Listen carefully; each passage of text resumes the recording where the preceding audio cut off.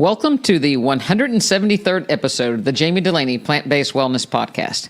My name is Jami Dulaney, and I'm your host. I'm a plant-based cardiologist and endurance athlete living in Southwest Florida, and boy, is it humid. I'm training for Ironman Chattanooga, which is the end of September, so we're swimming, biking, and running, and it's about 93 degrees with... Walk out the door at daybreak, it's 80 degrees. Doesn't take long to get well up into the 80s and 90s about by 11. So hydration is certainly part of the training. I mentioned on the last podcast that I've been taking a little flask with juice, maple syrup, and salt. That's working out really well on the run as well as the bike. I've been taking a couple of those. Breaks it up, one with watermelon, the other one with was mango this week. So I'm going to keep doing that. I did orange juice and mango combo as well. I prefer the watermelon. Obviously, I won't be able to get that in September in Chattanooga, Tennessee, but we'll figure out something along the way. But at least I feel like I'm getting some antioxidants and some electrolytes with the juice, the watermelon juice, and I just take the chunks of watermelon, put it in my blender, and just spin it and put it in my flask. So that's actually been working out really well. And I'm up to about 15 miles running, and we did almost 80 last week on the bike, and so we'll go into the 80s this week, and so that's. It's working out good. I like that, along with, obviously, we take some water along the way. And when I'm running, there's a couple parks that I stop and fill up my water bottle, so that works. Part of this bumping up to get to a Ironman distance race, increase the weekend long ride and long run. And sometimes, it becomes a bit of a head game. You're thinking, I got to go this far, and is it going to be too much? And am I going to recover from my long run to do my long ride? And I was listening to a podcast this morning where there's these two guys that are actually doing 5 100-mile run races, ultra marathon trail races at altitude over the summer. And some of them are only 2 weeks apart, so I felt a bit like a wimp when it came to my training. And, you always think, how much is enough? What's too much? Why would anybody want to push themselves? And a lot of ultra distance people and endurance athletes like to try to push themselves to see what they can do. And, even those guys talked about, 90%. Well, I think it's not quite 90%, but at least 90% is, kind of between your ears, what you think you can do and what you can't do, and getting through the tough times. And that's one of the reasons why I like ultra events and endurance events, is that the bad things are going to happen, but you kind of have to deal with them as you go. And you always come out the other side, and it's kind of a good preparation for life, when things just don't quite go your way some days. How do you figure out, how do you troubleshoot?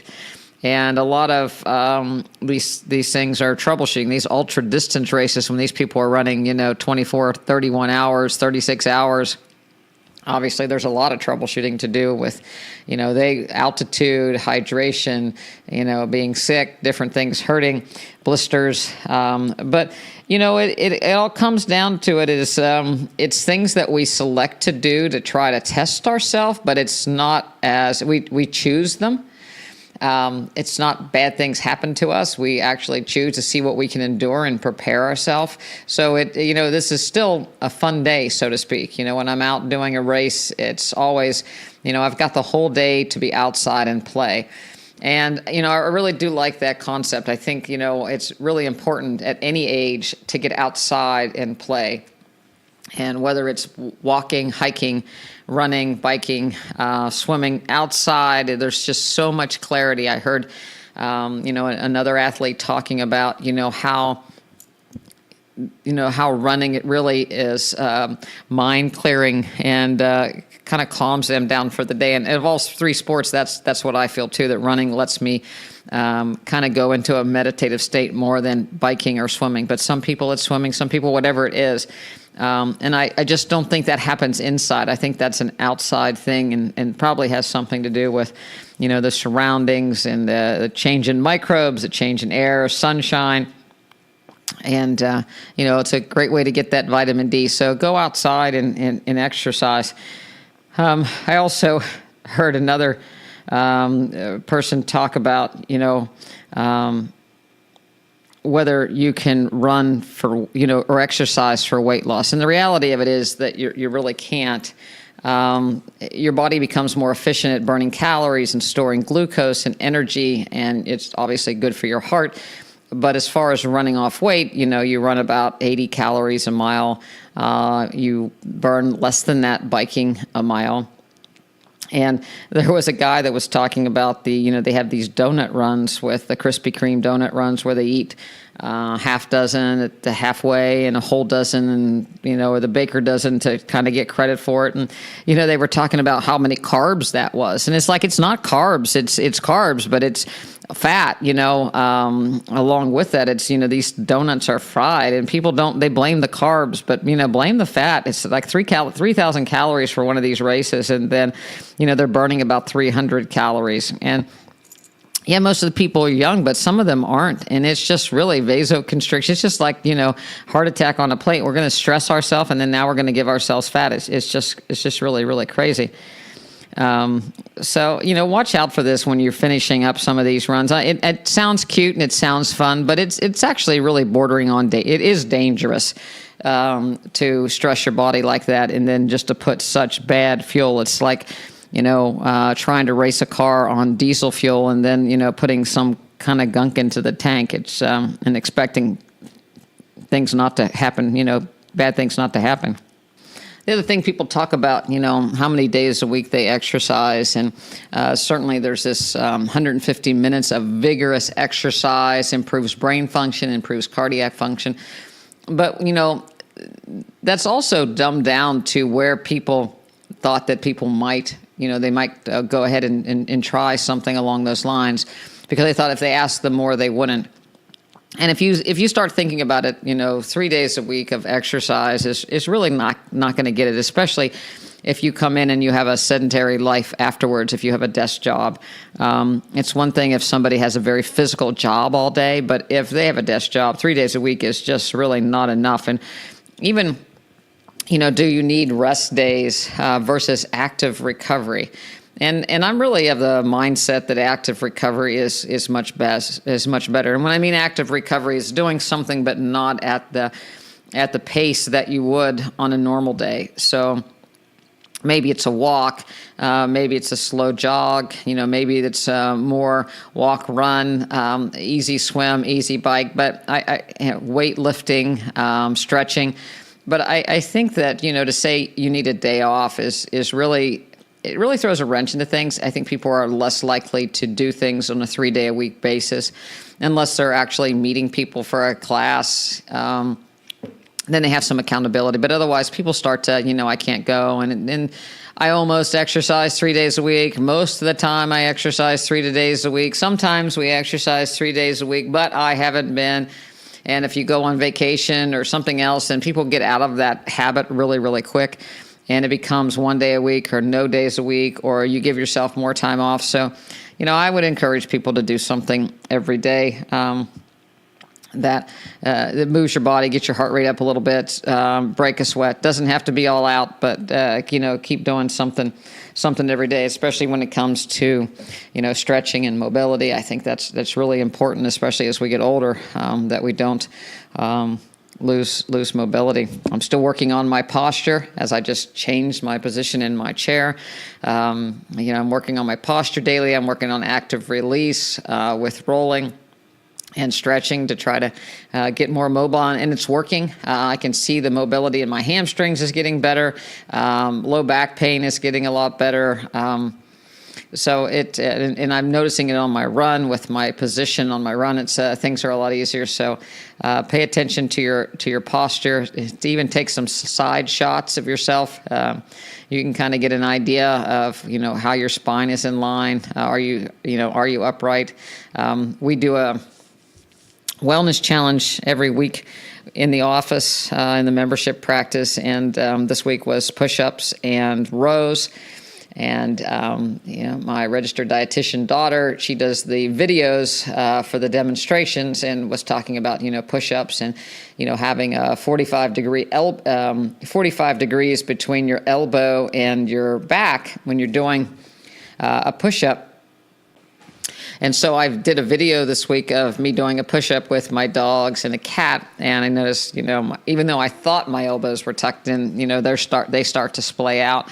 So, sometimes just throwing your phone up on a little, a little tripod and take a video of yourself to look at your form, look at your posture can be really good. Sometimes very disappointing feedback of how things are going. We can all, continue to practice to get better, and it only helps us down the road. I'm still doing my weight training sessions 3 days a week. This is week 6. And now I'm starting to actually feel energized after the sessions and the next day, as opposed to being really fatigued or kind of fatigued the next day. And I'm actually starting to look forward to those sessions and feeling like I could do a little bit more even. So I'm really excited about that.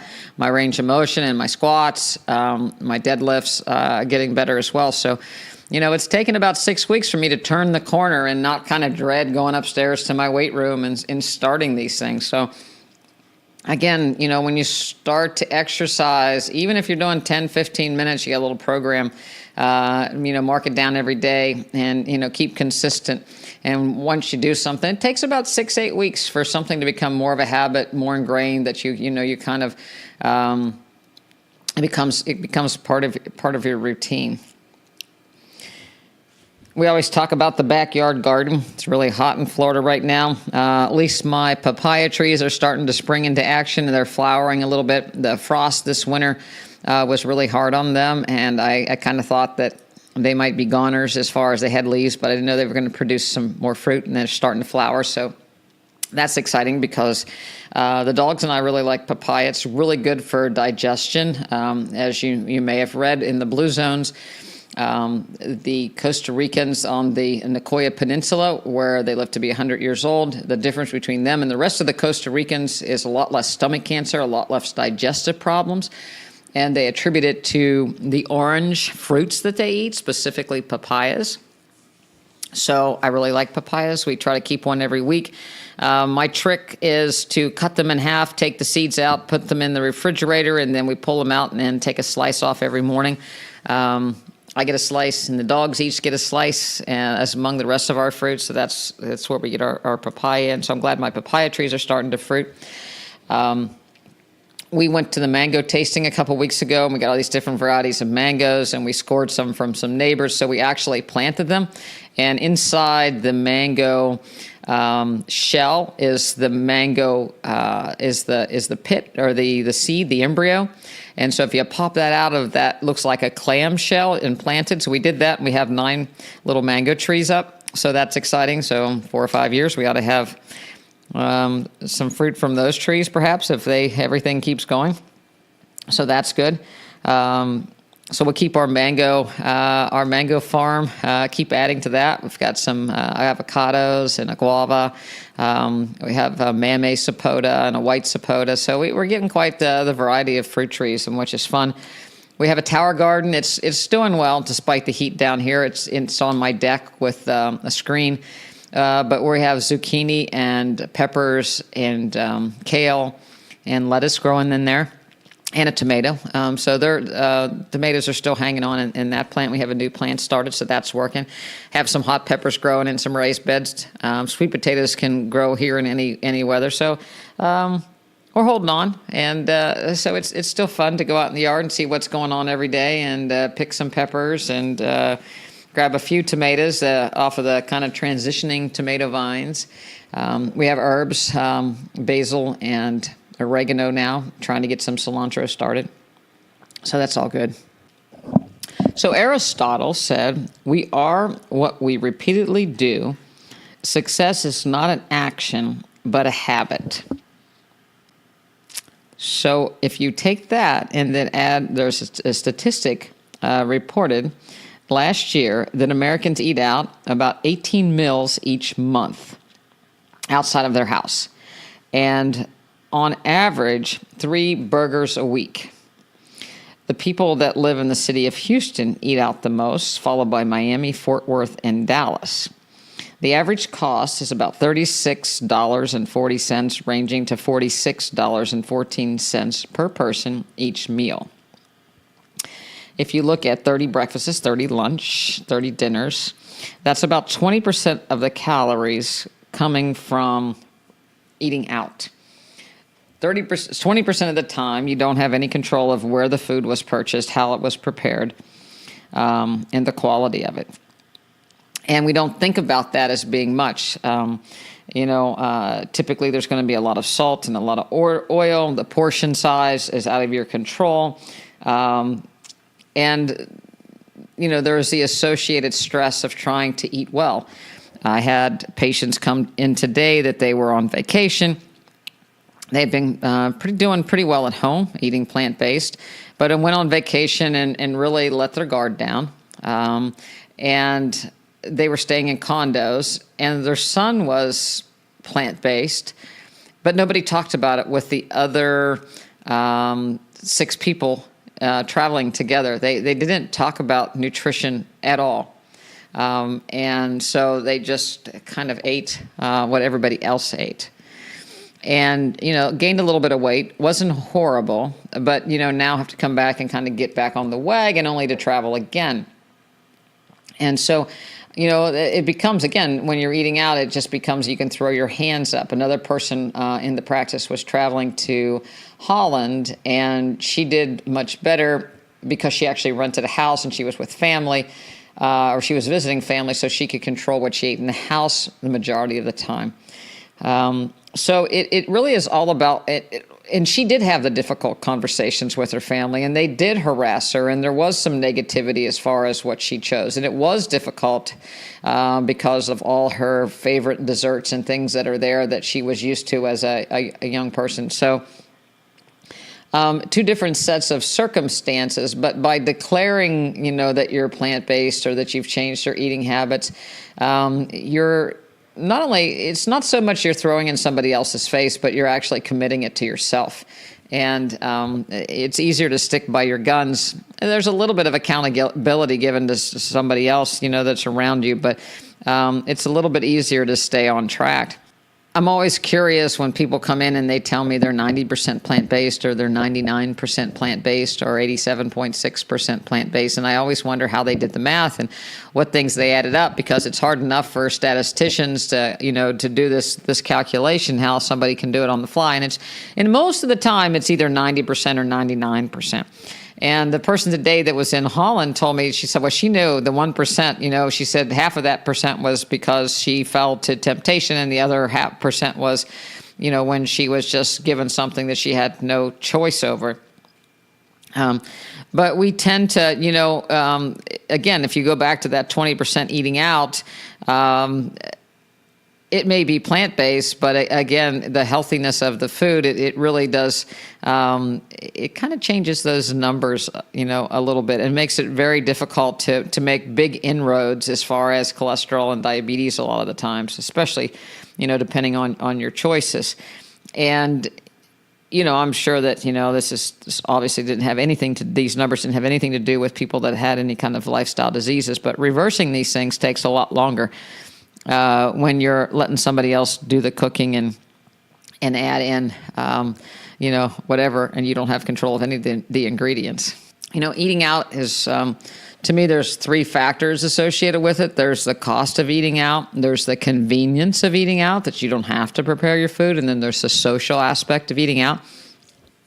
And, I get the social aspect. We certainly want to be social. We know that people that are social and engaged and have a sense of purpose do well, versus those people that are, shut-ins or recluses or have no outside friends or hobbies. But sometimes eating out becomes too much of a hobby. But I do understand that if you're eating out and you're socializing with people that aren't plant-based, it's easier to eat out, because then you really don't have to address the problem. You can order your plant-based or plant-based options, and they can have what they want, and you don't really have to discuss it necessarily. But if you were to, say, rotate houses, and take that 20% of the eating out and now say, okay, we're going to rotate houses, 2/3 of that and 1/3 will eat out. Then all of a sudden it becomes, what am I going to feed these plant-based people? and you have the stress of, what am I going to do? Am I going to feed these people not plant-based, or am I going to expect them to eat plant-based? And there's this giant discussion that people will say, well, they were nice enough to make me something plant-based, so I should be nice enough to make them something not plant-based. And my thought on that is, they were nice enough to make you something healthy does not equate to you have to be nice enough to make them something that's not healthy, that's not environmentally friendly, that's not animal friendly. So it's a much bigger trade-off going the other direction. So I don't think you should feel guilty about it. But it also, when you eat plant-based at your house, then people know it, and they don't want to deal with it, and they sometimes would rather avoid doing that, because now they know they'll have to change the way they eat, or the discussion might come up. So the rotating of the house can be very, very difficult when it comes to, eating plant-based, and so I do understand that. I think it would be, but it's almost in most instances when you're dealing with people that aren't plant-based, is to go ahead and you're socializing to eat out with them, but alternate the restaurant that you select, and again, limit the amount of time, but at least get someplace where you can have some really healthy options most of the time versus their unhealthy options. And, agreeing to yourself that you're going to stay plant-based as opposed to going off the wagon, so to speak. I'd like to talk a little bit about a new patient that I encountered this week. Since our practice changed to being a membership practice with a focus on health and wellness, we are attracting a lot of people that are plant-based, or that have already made the shift to becoming plant-based, and they just need a little bit more help. Or they need help eliminating their medications after they're making the transition, or they just want education about it. But occasionally we have people come in that don't know anything about plant-based nutrition, and that happened this week. And it's usually a visit of desperation. This person's story was that she has tried every diet under the sun. Multiple liquid diets, fasting, intermittent, all the Weight Watchers, all the, Nutrisystem, all those kind of diets. Even what she called a raw diet, which included raw milk and so raw dairy. And despite all that, she's been heavy all her life. It's gotten much worse since she was diagnosed with diabetes and started on insulin, continues to gain weight. She may have lost 30 pounds with any of these diets at one point, only to gain that weight back and add more. You know the story. Unfortunately, at a young age, she already has stents in the arteries to her legs, swelling in the legs, blockages in the arteries of her heart. And she's, really only been patched up by all the different doctors that she has seen. Stents in the legs, stents, diagnostic procedures, instructed to exercise and lose weight any way she can, none of which is working. Even medical pill-type weight loss programs have been offered. And she's extremely frustrated. When people are on high-dose insulin especially, the insulin makes people hungry. As she described it, I'm hungry all the time. She inquired, was this diet going to be something that you could only eat 3 times a day because she's always hungry, and would she be full? She knew nothing about a plant-based diet, but was willing to try because she heard that I could help her turn things around. And nobody ever had told her that you could reverse diabetes or reverse vascular disease with your nutrition. The only thing anybody ever talked to her about was weight loss and the need to lose weight. And the reality of it is, so many things out there you see on the internet. How do you lose weight? Quick way to lose weight. Get the weight off. Do it painlessly. Do it while you're eating things you like. It's all about the weight And it's just like everything else with the medical profession. It's all about the end result. So you've lived some way and you've ate some way all your life, and now you're overweight. And so we see somebody that has excess fat, and we're like, well, you have to get rid of the fat. That's the problem. The problem is a step back. The problem is the nutrition. Just like it's the blood pressure. Well, we're going to give you a pill to lower your blood pressure, decrease the volume, or change the, change your heart rate. But it's not changing the vasculature that caused you to have the high blood pressure. We're going to change the way your liver functions so that we can lower your cholesterol, but it doesn't change why you have high cholesterol in the first place. We're going to give you a pill to suppress your immune system because it's turned on too much and it's attacking various parts of your body. But the reason why it's attacking is because of the abnormal proteins that you're ingesting, but we're not talking about that. So we're just going to give you a medicine that takes care and suppresses the end result. So we're always focusing on the end result, but not looking back at the cause. It's like having your knee hurt, but really it's your hip that's causing your knee to hurt, something upstream. Sometimes we have a tight quadriceps or tight hamstrings that's actually affecting our back, or our back is affecting one. So not always where the pain is that where the problem is, but we always look to what we can see the easiest and choose to address that. And it's really, again, we get back to nutrition is what's causing the root of all these problems: the cholesterol, the blood pressure, the vascular disease, the diabetes, the autoimmune disease. And if you treat it with another form of bad nutrition, it doesn't fix the problem. It gets the weight off. It changes the end result, just like a stent will make the chest pain stop because that's the artery that's causing the pain, but it doesn't do anything to the progression of the disease. So when you're eating poorly, it's just a short-term fix to this weight problem, which then you go ahead and the weight tends to come back on because these diets are not sustainable, and they're deemed diets. They're deemed punishments. It's a temporary thing. Don't worry, this won't last forever. You just have to do it for a little bit, then you can go back to where you were. And that's really not the issue. We need to look at the root of the whole cause is the basic nutrition, and really it's the nutrition of our society at this point. And so we talked about that with this lady, and it's not going to sugarcoat it. It's not going to be easy. It's a huge change for her. And it's a lifelong change, and it's not a temporary change. It's something that's going to happen. You have to learn the language of how to do it, how to prepare the food, and accept it. Taste buds change. GI, your gastric digestion problem changes when you change the kind of food. So there's a lot of hurdles to do to change this, but it's all very possible. And when you need someone to help you.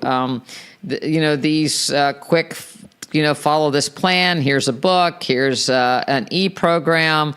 It doesn't work because you need someone there every step of the way. This lady was even told that, nobody wants to live to be 100. So why would you do something so radical? And, it's like we're not talking about, immortality with plant-based nutrition. We're talking about living as long as you possibly can, as well as you possibly can. Because the reality of this person's young and already has, issues in many of her major organ systems. And to continue on this path, we don't have to worry about 100 in this person. At this point, 80 would be a long shot. And so something has to change, and something has to change quickly, or this person is in deep trouble and going to spend the rest of her life in the medical system and in the, taking medications, going from pharmacy to doctor to pharmacy to doctor to pharmacy to doctor with pills added on to take care of the side effect of the other pills. She's already having side effects from medications that treat it with other medications. And it just becomes this vicious cycle, and people become depressed. And of course, then you get antidepressants when you become depressed because you feel bad, but mainly you feel bad. This is all because of what you're actually eating. I she's going to start our program and come to our nutrition classes, and we'll work with her closely. I'll speak to her. We'll speak with her on a daily basis.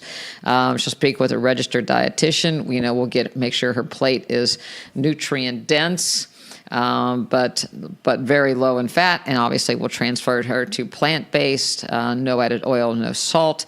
Guide her in how to prepare her meals. And, at first we take people and we put them on a pretty strict, simple way of eating so your taste buds can change, so we can back people off on these giant doses of insulin very quickly.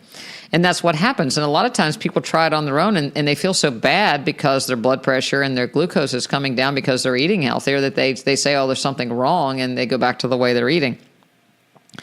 So, I'm glad that she's joining, and I'm really glad that somebody's coming because in their want to join us and learn about the program from scratch, so that they can actually help themselves. And so we'll be dedicated to getting her back on track, and I'll kind of give you follow up as we go along. But she asked me if I had failures. And I said, yeah, we certainly have failures with the system, because sometimes it just becomes people don't want to deal with the change. It's deemed too hard, or they just don't want to be part of the process. It works very, very well for the people that keep trying. And we don't expect everybody to become 100% plant-based, no salt, no sugar, no oil overnight. Certainly, the quicker you do, the better the quicker the results. But we work with people where they are and take them. And, I talked with another couple today, and it's like, we know where the gold standard of eating to be the most protection from the disease, lifestyle diseases is. And then this is where you are. And the reality of it is we all try to make ourselves better each day. And, we're all progressing to try to be the best version of ourselves. And we want to help you along that line wherever you are. We're not trying to get you from the first step to the sixth step overnight. We're trying to do step by step, guiding people along the way, making it pleasant, making it doable, but also being very supportive.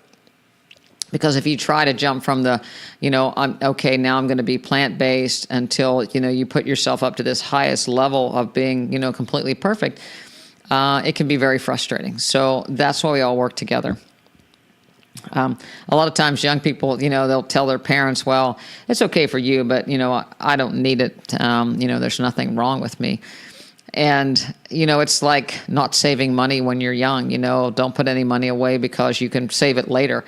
And if you get in that habit at a young age, when you first start working, then sometimes people never save, and all of a sudden they're in their 50s or 60s and they're in financial difficulties. And it's usually the same way with their nutrition. They've never prepared their body for the future, and they've abused it. Then all of a sudden you wake up when you're 40 and bad things are happening that you didn't know. And so the time to start is when you're young, and to maintain a healthy body as opposed to try to reverse the clock and get it back. People just don't develop autoimmune diseases and vascular diseases overnight. Yeah, it starts at a very young age. So I am happy that we're getting more and more young people into the program that are interested in reversing some inflammatory processes that they already have. We had a great class today. My level 3 plant-based nutrition class. We did vegan sushi, and some people hadn't even tasted sushi before. They didn't like raw fish when they were not plant-based, so they didn't know you could have sushi that wasn't with raw fish. And we did a sushi with carrots, cabbage, red peppers, and cucumbers, and a little avocado, and had a great time. I had sushi rolling mats for everybody. I pre-cut the vegetables, so I did the prep work, my nurse and I. And so when they got there, they got a little plate, and I'll put it on the show notes. They got a plate of all the vegetables and their rolling mat, and their sheet of nori, and their rice, and water, and a little soy sauce, and sesame seeds, and everybody learned how to roll sushi. And It was great. We talked about the nutrient benefits of the peppers and the cabbage, and the nori is a great source of iodine. Talked about different ways that you can make the sushi. A lot of people do asparagus or just cucumber, or you could do, we did just red peppers, but you can do multicolored vegetables. You can actually do diced cabbage, red cabbage instead of rice, red cabbage instead of rice, and season that and use that instead of rice if you wanted. You can do a sashimi type roll with rice on the bottom and a roasted red pepper on top with a nori wrap. So there's all kinds of beautiful ways that you can make sushi plant-based. And it's one of the things that I thought I was going to miss when I became plant-based because I really liked it. But that nori gives me the fishy sensation that I liked with the sushi. And so I'm quite happy with my vegetable sushi. And, it's much prettier than, fish sushi. You don't have to worry about getting sick or worms or, having a bad piece because the vegetables are always good. So, if you haven't made vegetable sushi, there's a lot of YouTube videos on how to roll sushi. But it would be a great, we call it a kind of art class, nutrition art class, to be able to do it. And it was fun to watch everybody, how they loaded their nori sheet up. The funniest one was one of my 87-year-old gentlemen who's done fabulous transitioning to plant-based nutrition. His hemoglobin has got better. His kidney function has got better. His energy has got better. The swelling in his legs got better. And so today he was loading his nori, and I was kind of having everybody wait before we did the rolling part. And I looked up, and he was eating his like a taco. And he just kind of folded it in half, and he was eating it and having a great old time. He said, "This is good." He said, "Just tastes like a taco." And it's like, that works just as well. And, he enjoyed it. And so I thought that was quite fun. So we're going to do that in another class. Now probably all the classes are going to want it. It's a fun day. And those are the kind of things that we do in nutrition class, try to introduce people to things and vegetables and grains that they haven't had before. So, some of the stuff we put up, most of the stuff we do videos of the nutrition classes, and we put up on the members only site. So if you have any interest in being an online member, you have access to the classes or the prep and the cooking demos online if you can't get into Port Charlotte in the class. But if you're ever visiting Florida and in the area and you want to come down to a nutrition class, we'd love to have you. So give us a call and say, "Hey, I'm in the area and we'd love to have you as our guest to come see what we do." It certainly changed the face of my office, changing from a stress lab into a kitchen and a test kitchen lab. So we really, really enjoy that. I had made mention that I'm going to have the team Shirazi on, two neurologists, to talk about plant-based nutrition and dementia, but we had to move that up into August because of some scheduling difficulties. But my registered dietitian will be in town, so we'll probably get her on next week. I'm going to go out and continue training. I hope you do too. And certainly if you'd like to learn more about our practice, it's drdulaney.com, doctor spelled out, DOCTOR, DULANEY. You can email me at jamie@drdulaney.com. Love to hear from you. And I hope you check out the website. We have recipes on there. If you sign up for our newsletter, we'll send you recipes. And follow me on Instagram at Jamila Dulaney, as well as Facebook. Like my page. If you have time to give us a 5-star review on iTunes, that'll help the podcast popularity out. People ask us about our recipes. Addie and my mother and I are working on a cookbook to get out that is the Dulaney Women Family Recipes. So we're getting closer on there. We're doing some of the photography now. So we'll hope to have that out perhaps in the fall. So you can see what goes on. But a lot of the stuff we post on Instagram, you can also go onto Addie's site, my registered dietitian, Addie Meinerich. She's at Naturally Rooted Nutrition, and that's Naturally Rooted, ROOTED Nutrition. We're dedicated to making people healthy and reversing lifestyle disease. No gimmicks, not pushing any supplements or any kind of drinks or potions or powder. It's just vegetables that grow out of the garden. We want you to get things in the natural form. Again, there was some things on omega-3s and fish oil. Eat your flaxseed, eat your hemp seed, eat your chia seed. It's still good for you. We want you to get your omega-3s. It's also in your greens and beans. So get your vitamins through your food. Get your vitamin D through the sun. And we'll talk to you next week. Have a good weekend.